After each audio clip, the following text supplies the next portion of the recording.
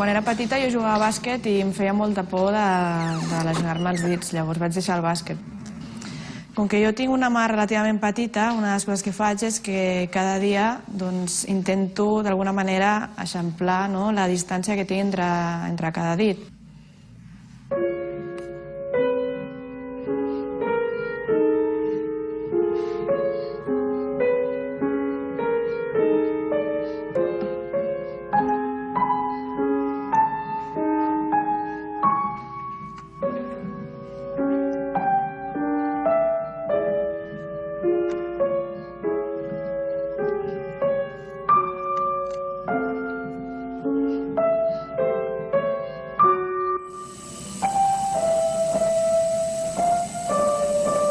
Vaig començar a tocar el piano quan tenia 5 anys, a Vilanova i la Geltrú.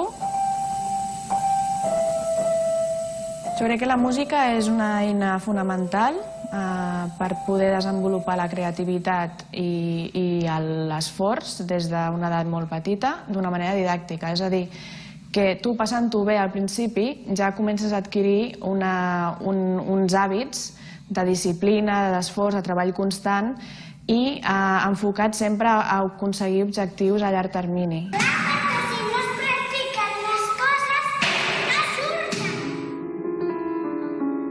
La Laura Ferrer Rozada va continuar estudis al Conservatori Municipal de Barcelona, a l'SMUC, al Royal College of Music de Londres i enguany és a Birmingham amb una beca.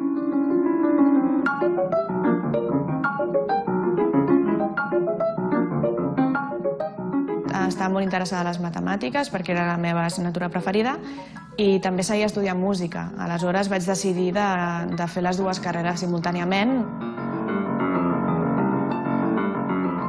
Aquí vaig començar a ser conscient dels patrons inherents que hi ha a la música, que es poden trobar també reflexionats en les matemàtiques i sobretot les eines bàsiques de la música, les notes, l'harmonia, els acords. Em vaig començar a interessar per la música contemporània perquè trobava aquesta connexió amb les matemàtiques, ja que hi ha hagut diversos compositors que a partir del segle XX han començat a utilitzar les matemàtiques per desvincular-se de la tradició anterior. Això, en el cas per exemple, de la tocata de Philippe Manoury, això es fa servir en termes de simetries, és a dir, utilitza l'efecte mirall a diferents escales i d'aquesta manera aconsegueix un efecte fractal. Un fractal és una figura autosemblant, és a dir, que a diferents escales és el mateix patró que es repeteix.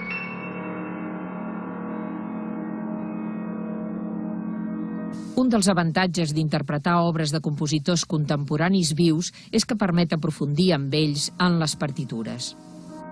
Una de les conseqüències de que la música contemporània sigui tan complexa és que al final els músics acaben tocant amb la partitura.